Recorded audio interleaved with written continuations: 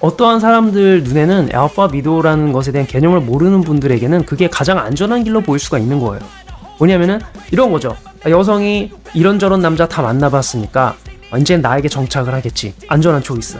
자, 이 여성은 젊을 때 잘생긴 남자도 다 만나봤으니까 나를 만나면은 더 잘생긴 남자를 고파하지 않겠지 라고 생각하는 거는 어떤 우리가 소위 얘기하는 베타식 방식의 어떤 사람들이 생각을 했을 때에는 알파 미도가 가장 안전해 보일 수 있는 거예요. 이 리스크 테이킹이라는 부분에 대해서 제가 그걸 나눠드리려고 하는데, 이게 바로 제가 여러분들과 나누었던 실행자와 관찰자의 시점의 차이에서 오는 오해라는 건데, 이런 얘기 많이 들어보셨을 거예요. 알파, 상남자 이런 사람들은 리스크 테이킹을 하기 때문에 그러한 남자가 되는 것이다. 제가 이 말이 반은 맞고 반은 틀리다라고 생각을 하는데, 물론 사람마다 다르게 볼 수 있지만 오늘은 저의 개인적인 관점을, 그래서 제가 생각하는 리스크 테이킹에 대해서 오늘 말씀을 드릴 거예요. 어떤 리스크 테이킹의 방식으로 하면 같이 쌓기에 도움이 될까? 그 얘기죠. 중요한 얘기죠. 실은 여기에는 저는 제가 제 인생에서 리스크 테이킹을 어떻게 바라보냐와 저를 바라보는 관찰자분들의 리스크 테이킹이 굉장히 갭이 벌어진 걸 발견한 적이 있어요. 제가 그 얘기도 나눌 건데, 그러니까 어떤 사람이 리스크 테이커라고 불리고 있다라고 치죠. 그 사람은 리스크 테이킹을 하는 사람이야. 계속 일들을 해가면서 가치를 쌓아왔어. 물론 이제 스스로 인지하는 미친 짓을 할 때도 있겠죠. 그런데 제가 생각할 때 대부분의 경우에는 이런 것 같아요. 그러니까 일부러 위험하다라고 인지하고 하는 게 아니고, 어떤 사람은 그냥 자기의 철학대로 살아내는데 다른 사람들이 봤을 때 그 사람이 리스크 테이커다라고 얘기를 했을 때, 사실 그 리스크 테이킹을 하고 있는 그 사람은, 그 남자는 스스로는 안전하다라고 생각하는 초이스를 해왔던 거야. 그러니까 자기 입장에서는 가장 안전하다라고 생각하는 수두를 놓고 인생을 온 건데, 이게 타인들, 관찰자 입장에서는 리스크 테이킹처럼 보이는 거지. 제가 그거를 경험한 적이 있어요. 뭐냐면은 제가 어느 시점에서 이제 막 이렇게 미국까지 와가지고 계속 이런저런 것들을 하면서 이제 쭉 가잖아요. 제 커리어 쌓아가면서. 그런데 사람들이 저한테 리스크 테이커라고 얘기를 하는 거죠. 당신은 리스크 테이커다. 근데 그때 저는 한 대 얻어맞은 느낌이 들었어요. 나는 내가 생각했을 때 내 인생에서 가장 안전하다라고 생각한 수를 두면서 왔었던 시점이거든요. 그러니까 얻어맞은 거죠.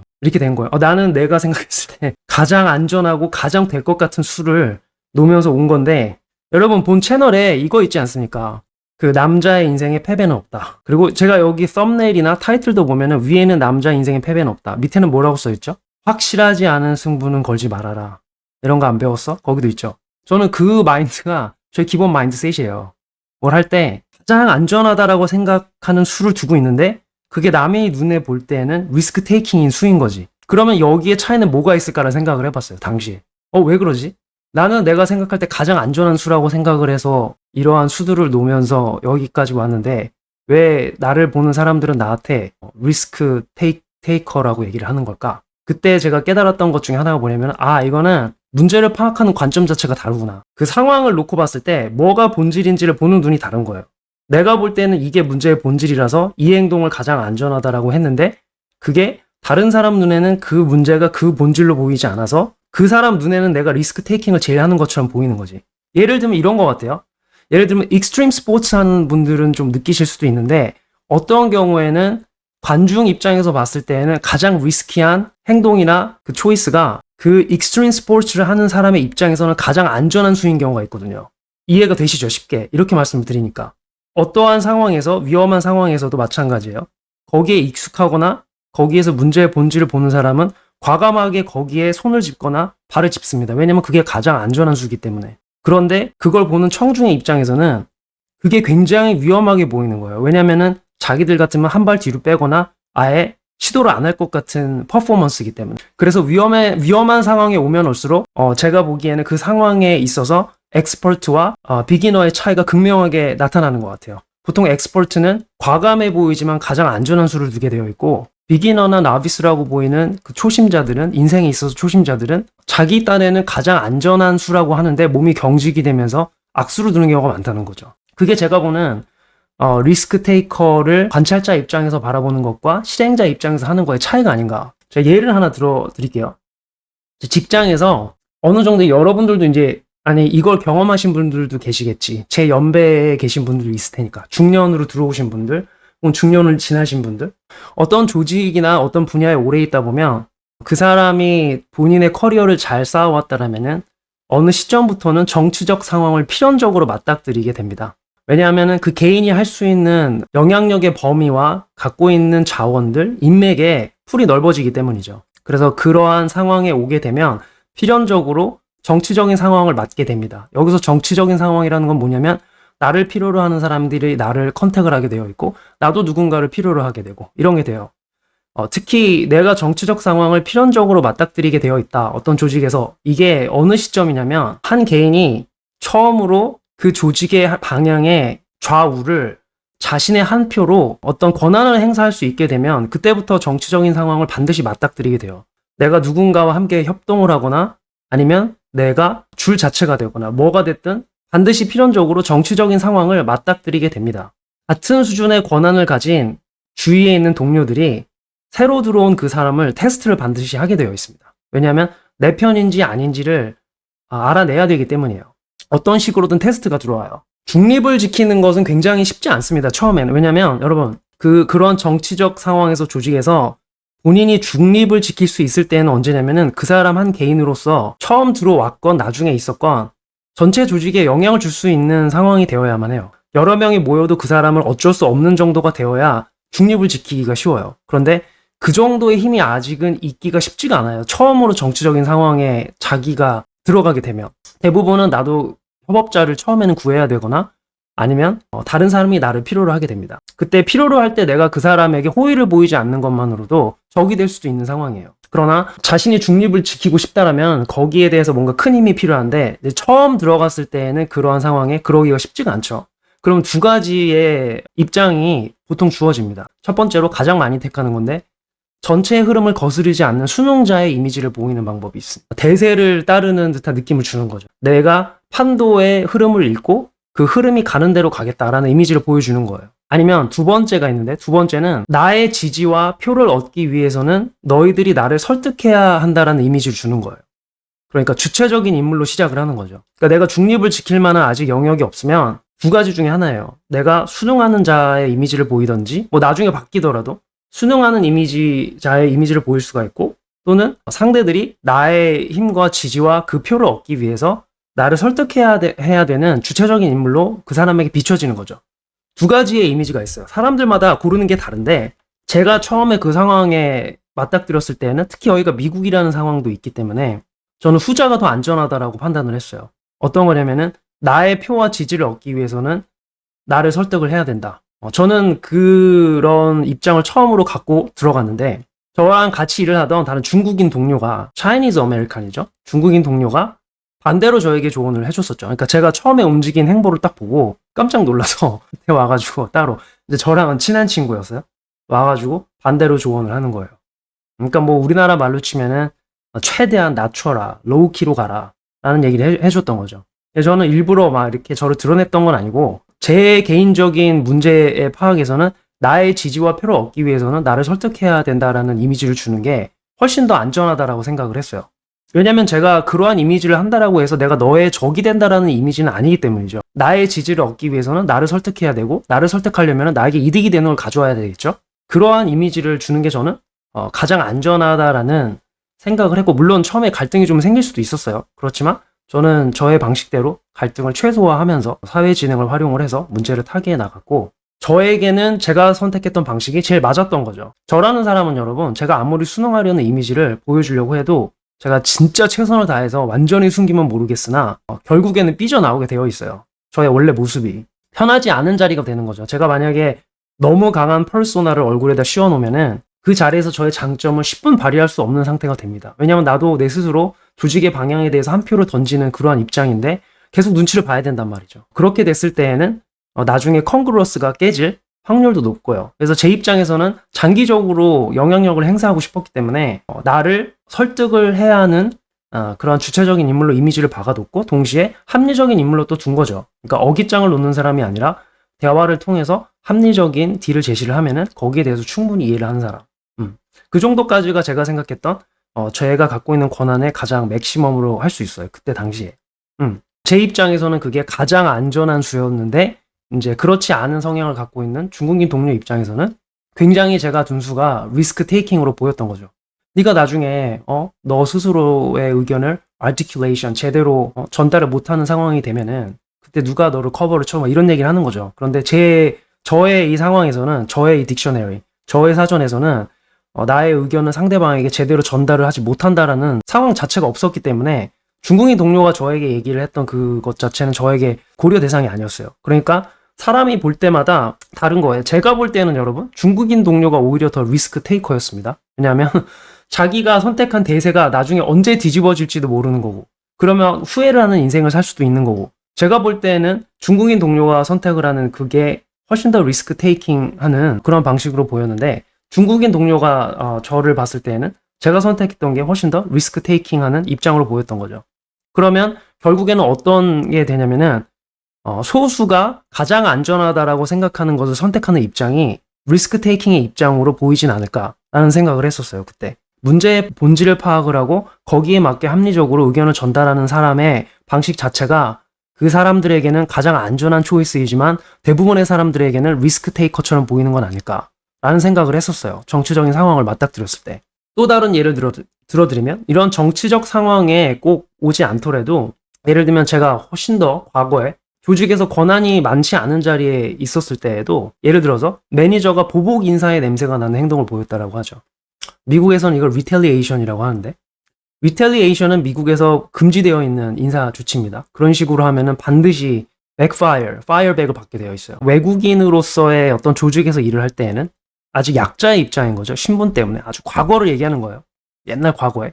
그러면 이 외국인으로서 직원으로 일을 할 때에는 매니저가 그러한 보복 인사의 냄새를 싹 풍기면 젊은 직원들은 두 가지 선택지가 생깁니다. 뭐냐면 예를 들면 이런 거죠. 뭐 매니저가 자기에게 verbal warning을 주지 않고 그건 뭐냐면은 원래 미국에서는 여러분 어떠한 disciplinary action으로 갈 때에는 그러니까 처벌로 가기 전에는 단계가 있어요. 제대로 된 회사라면 뭐냐면은 처음에는 verbal warning을 줍니다. 말로 정확하게 얘기를 해주는 거예요.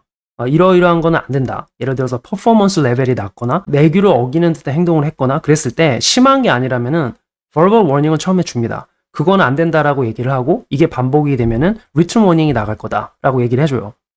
근데 이게 시정이 되지 않고 하려는 노력이 보여지지 않고 똑같은 실수를 반복을 하게 됐다. 그러면 이제 write-up으로 들어갑니다. write-up. 뭐냐면은 이제 서면으로 가는 거예요. 앉혀서 미팅을 통해서 제대로 된 미팅을 통해서 상황을 설명을 하고 그러한 상황에 의해서 다시 반복이 되면은 다음에 오는 consequence 안 좋은 결과에 대해서 충분히 설명을 하고 written warning을 줍니다. 레터 형태로 나가던 이메일 형태로 나가게 되어 있어요. 그랬는데도 반복이 되면은 그때 당시 written warning에서 설명을 했던 consequence를 주게 됩니다. suspension이 됐던, reduction of pay가 됐던, 그러니까 감봉이 됐던 아니면 suspension이죠. 이게 suspension이 뭐냐면은 정직이죠. 네. 그러한 어떤 조치를 취하게 됩니다. 그러면서 또 워닝이 나가요. 그리고 나서도 반복이 또 되면 뭐 termination이 됐던 이런 절차가 있어요. 그래서 함부로 매니저들이 이 직원들을 그렇게 마음대로 할 수가 없습니다. 정말 로컬 비즈니스로 사람이 적어서 좀 제대로 갖추어지지 않은 그러한 사업이 아니라면은 대부분의 큰 조직이나 빅 컴퍼니에서는 제가 말씀드리는 이 차례에서 거의 벗어나지 않아요.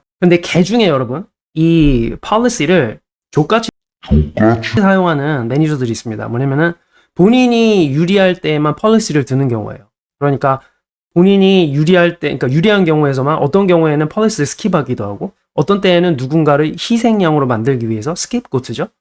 희생양으로 만들기 위해서 규정을 막 들이대기도 하고 그런 사람들이 가끔 있어요. 많지는 않은데.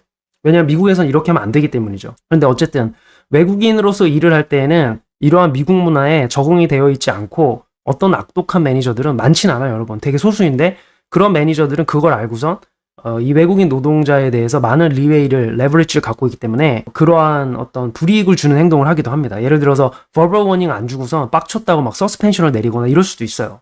그럴 때 외국인으로서 일을 하는 직원 입장에서는 또 두 가지가 생기는 거죠. 뭐냐면은 페널티 하나를 감수를 하고 납주고 엎드리느냐. 예를 들면 서스펜션을 줬어. 그러면 그냥 받아들이고 넙주고 엎드리는 거지. 그러면은 매니저 입장에서 아 얘는 수능하는 애구나. 그러면서 다음부터 함부로 할 생각으로 계속 두는 경우가 있어. 계속 둔다라는 건 뭐냐면은 그 사람 입장에서도 함부로 할 수 있으니까 두는 거예요. 아니면 제대로 반박을 하거나 증거를 제대로 수집을 해서 오히려 나의 레버리지로 사용을 하는 경우가 있습니다. 그러니까 이 사람들이 이렇게 하는 경우는 대부분 이런 매니저들은 여러분 굉장히 디테일하지 않은 경우가 많아요. 왜냐면 자기가 정말 디테일한다라면은 리테일리에이션을 했을 때 어떠한 컨세퀀스가 본인에게도 올 수 있는지 그리고 이게 HR에서 제대로 다루어졌을 때 어떻게 이 엄부스맨이라고 하죠. 와서 조사가 정확하게 들어가고 중재가 들어가는지 이런 것들에 대해서 케어풀하지 않은 사람들이 확률이 높아요. 그래서 이런 경우에 오히려 제가 봤을 때는 증거 수집이 굉장히 쉬워요. 실수를 많이 하기 때문에 막 실수를 뿌리고 다녀요. 사람들이 용기가 없어서 그걸 못할 뿐이지 이런 사람들의 특징이 뭐냐면은 블러핑을 잘해요. 뭐냐면은 권한이 없는데 권한이 있는 것처럼 틀린 법을 뭐 들이밀기도 하고 굉장히 블러핑을 잘하는 말이죠. 진짜로 행동을 잘하는 사람들은 오히려 이 내규에 대해서 굉장히 조심하고 블러핑 없이 바로 액션으로 갑니다. 그런데 이렇게 막 앞에서 드러내고 하는 사람들은 대부분 이런 증거에 굉장히 취약할 확률이 높아요. 매니저들이. 저 같은 경우는 그래서 이런 불이익의 어떤 액션이 저한테 스물하고 나오면은 저는 페널티를 감수하고 넙죽 엎드리는 것보다는 오히려 증거를 잘 수집해서 그 사람에게 슬쩍 보인 다음에 레버리지로 사용을 많이 했습니다. 저한테 함부로 못하게. 그런데 이게 제 동료들 입장에서 봤을 때는 굉장히 리스크 테이킹처럼 보인 거예요. 제 입장에서는 이게 가장 안전한 행동이었는데 제가 상대방 매니저의 목줄을 쥐고 있는 것만큼 더 안전한 길이 어디 있습니까? 전 그렇게 생각을 한 거죠. 그런데 이제 다른 동료들 입장에서는 다들 이렇게 들어가는데 다들 이렇게 되는데 너가 그렇게 해서 얻는 게 뭐가 있냐. 나도 당하고 너도 당하고 다 당하면 되는 건데 그러다가 뭐 재수 없으면 튕겨 나갈 수도 있지만 인생이 다 그런 거 아니겠냐라고 생각하는 사람도 있고 저 같은 경우에는 나는 내 인생을 도박으로 가고 싶지 않다. 확실한 승부 아니면 안 할 거기 때문에 저 사람이 저렇게 나오면 난 증거를 확실히 수집을 해서 내가 나가면 너도 좆된다라는 것을 은근히 알려주는 거죠. 근데 말로 알려주는 게 아니라 아는 거예요. 저 사람이. 저의 행동을 보고. 저는 그렇게 해서 저의 안전을 확실하게 챙겨갔는데 제가 예전에 말씀드렸죠. 회사에다가 캘린더에다가 한국어로 사표를 품에 품고 이렇게 딱 써놓고서 각오하고 저는 일을 했다고. 저는 오히려 그게 제 인생의 안전을 더 시큐어 해준다라고 생각을 했어요. 그리고 그거를 경험을 많이 했고 그러한 같은 상황을 볼 때 어떤 것을 가장 안전하다라고 보느냐 이 문제의 본질을 파악하는 입장 자체가 다르기 때문에 어떠한 사람이 자기가 가장 안전하다라고 생각하고 선택을 하는 것들이 타인들에게는 리스크 테이킹으로 보기 때문에 예를 들면 우리 이제 채널에서 알파 베타 얘기를 많이 하잖아요. 그런데 알파라는 어떤 그 피겨의 특징 중에 하나가 뭐냐면 문제 파악 능력이죠. 문제의 본질을 볼 줄 안다. 그렇기 때문에 그 사람이 문제의 본질을 보고 선택하는 길들이 타인들이 볼 때에는 다른 길이기 때문에 안전하게 보이지 않을 수도 있는 겁니다. 그러면 알파의 특질을 갖고 있는 그 남자가 스스로는 가장 안전하다라고 생각하는 초이스를 했던 것들이 관찰자인 다른 사람들 입장에서 볼 때에는 그게 안전하지 않게 보이기 때문에 리스크 테이커라는 말로 오해되게 표현한 것은 아닌가 이런 생각을 좀 해봤어요. 이거를 꼭 제가 그렇다라고 하다기보다 저는 리스크 테이커라는 얘기를 종종 들었는데 제가 지금 생각을 해보면 저는 제가 생각했던 것들이 제 인생에서 가장 안전했기 때문에 택해왔던 것들인데 이게 제 주변의 지인들 눈에는 리스크 테이킹으로 보였던 것 같아요. 저는 여기에서도 실행자와 관찰자 차이를 본 거죠. 그래서 제가 봤을 때는 저의 존재 방식 자체가 저에게는 가장 안전한 초이스를 가져다 주는 것이었고 저에게 이러한 부분들이 남에게 설득력으로 작용하고 그런 것들이었는데 결국에는 어떠한 것들이 리스크 테이킹이냐 아니냐는 이게 실행자의 관점에서 만들어진 것이 아니라 문제의 본질을 다르게 보는 다른 주변 관찰자들이 만들어낸 개념이 아닌가 하고 생각을 해본 거죠. 저는 항상 언제나 가장 안전한 길을 택했거든요, 여러분. 저는 그게 문제 파악을 하는 방식의 차이에서 그러한 차이가 만들어진 것은 아닌가 하고 생각을 한 거죠. 다시 한번 여러분, 저는 제 인생에서 가장 안전하다라고 생각하는 것들을 언제나 택해왔습니다. 예를 들면 어릴 때 얘기를 해볼까요? 어릴 때 제가 이 쌀집 할아버지랑 이렇게 하던 시절 근처에 아이들이 저한테 부모가 없다고 막 놀리면서 저에게 돌을 던진 얘기를 여러분들과 나눈 적이 있잖아요. 저는 이제 제 주변에 돌을 떨어졌을 때 그때 당시의 마음을 잠깐 생각을 해보면 정확하게 완전히 기억은 안 나지만 이걸 가만두면 다시 반복될 거라는 생각을 했습니다. 그래서 한 놈이라도 모두 찾아서 걔네들을 혼내줘야겠다라는 마음이 들었어요. 저는 그게 가장 안전한 수였던 거죠, 저한테. 그렇게 해야 다음에 같은 상황을 마주하지 않기 때문에. 그래서 제가 여러분들에게 여기에서 드리고 싶은 말이 뭐냐면 물론 저랑 다르게 생각하시는 분들도 있을 수 있고 실제로 주체적인 삶을 살려면 리스크 테이킹을 무조건 해야 된다라고 생각하시는 분들도 있을 수 있습니다. 그런데 저는 그런 분들의 의견이 틀렸다라는 것이 아니라 저는 기본적으로 인간은 자신이 생각했을 때 가장 최선이라고 생각하는 수를 둔다라고 생각을 해요. 심지어 어떠한 리스크 테이킹이라 할지라도 스스로 생각했을 때에는 본인이 넣는 인풋 대비 아웃풋이 가장 안전하고 더 많은 것들을 가져오기 때문에 그런 초이스를 한다라고 생각을 하거든요. 제가 여러분들께 말씀드리고 싶은 것은 일부러 위험을 찾아다니지는 말라는 겁니다. 이건 제 개인적인 생각입니다. 그러니까 리스크 테이킹은 여러분, 내가 스스로 가장 안전하다라고 생각하는 것을 선택을 하고 있는데, 내가 현상을 바라보는 문제의 본질을 파악하는 인사이트가 확대되거나 깊어져서 다른 사람들이 보지 못하는 부분을 보기 때문에 가장 안전한 길을 택함에도 불구하고 다른 사람들 눈에는 리스크 테이킹처럼 보일 수도 있지만, 내가 보는 실행자 관점에서는 가장 안전한 초이스가 되는 방향으로 리스크 테이킹이 되는 게 제가 봤을 때는 가장 아이디얼하다라고 생각해요. 이상적인 리스크 테이킹의 방식이 아닐까. 즉, 실행자의 이 관점과 관찰자의 관점이 차이가 나는, 실행자로서의 나는 가장 안전한 것들을 택하면서 가고 있지만 문제의 본질을 보고 있기 때문에 타인이 볼 때에는 그러한 부분을 보지 못했기 때문에 선택을 하는 거죠. 이 알파 위도우도 마찬가지예요, 여러분. 뭐냐면은 알파 위도우라는 것도 우리가 알파 위도우라는 것을 알아야 본질이 보이는 겁니다. 그런데 어떠한 사람들 눈에는 알파 위도우라는 것에 대한 개념을 모르는 분들에게는 그게 가장 안전한 길로 보일 수가 있는 거예요.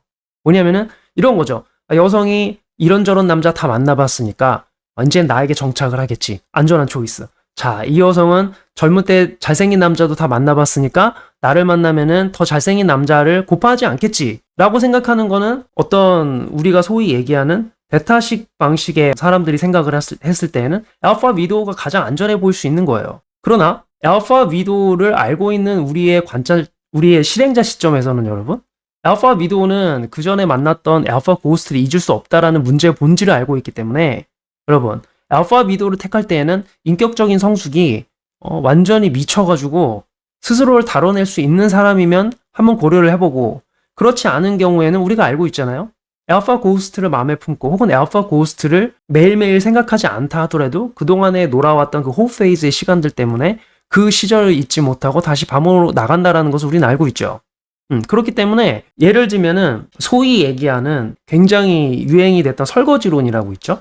거기에 맞춰서 생각을 해보면은 어떠한 남성들에는 그게 가장 안전한 초이스로 보였던 거예요. 그러나 알파 위도우와 알파 고스트, 그 다음에 에피파니 페이즈, 호 페이즈의 개념을 알고 있는 남자들이 본질을 볼 때에는 그게 가장 위험한 수가 되는 거죠. 여러분 아시겠죠? 그런데 그러한 남성분들 입장에서 볼 때는 남성들이 우리 채널에서 인격적인 성숙이 되어 있지 않은 알파 위도우를 피하고자 하는 남성들이 리스크 테이킹을 하는 것처럼 보이는 거예요. 왜냐면 너 그러다가 결혼 못한다. 너 나중에 늙으면 외로워서 독거노인이 된다. 이렇게 얘기를 하잖아요. 그런데 보는 시점이 다른 거죠. 그러나 제 시점에서 봤을 때는 너 알파 위도우인데 인격적인 성숙도 안 돼서 결혼을 하면은 결국에는 그 여자는 너한테 만족을 하지 못하고 너한테 짜증을 내고 항상 네가 너랑 함께 낳은 애에 대해서 만족을 하지 못하고 집착하고 계속 쪼고 스트레스 날라고 하다가 너 늙으면 너 힘 빠졌을 때 더 쌈 싸먹으려고 할 텐데 네가 돕고서 하지 않겠냐. 심지어 아무도 없다가 혼자 있는 건 모르겠으나 너를 돌봐줄 줄 알았던 부인과 아이들이 너를 버리면 얼마나 더 외롭겠냐 라는 생각을 할 수도 있는 거예요. 가능성으로 보면. 그래서 소위 말하는 베타 남성이 볼 때에는 제가 혹은 여러분들이 선택하는 그러한 길들이 리스크 테이킹처럼 보이겠지만 폴송님, 조나단님, 와타노님, 에저님, 5월 10월님, 제이네스님, 우리 이 고양님, 우리가 선택하는 이 길은 우리한테는 the safest option인 거죠. 동의가 되시나요? 동의가 되시겠죠? 우리 입장에서 봤을 때에는 최대한 인격적인 성숙이 안 돼 있는 알파 위도우를 걸러내고 그래서 결혼을 못하면 어쩔 수 없다라는 각오로 최대한 genuine desire가 되었던 인격적인 성숙이 되었던 그런 여성을 골라서 골라서 앞으로 가는 것들이 우리에게는 가장 안전한 초이스인데 이걸 모르는 분들이 볼 때는 우리는 여러분 조나단님, 에저님, 와타노님, 제이네스님, 폴송님 저까지 모두 우리는 굉장한 리스크 테이커처럼 보일 거예요.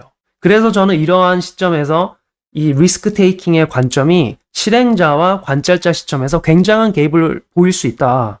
저는 여러분 다시 한번 말씀을 드리지만 제 인생이 여러분들이 쭉 보셨잖아요. 제 채널에서 그리고 멤버십에서 제 인생이 굉장히 리스크 테이킹처럼 보일 수도 있어요. 어떤 분은 저한테 막 그러더라고요.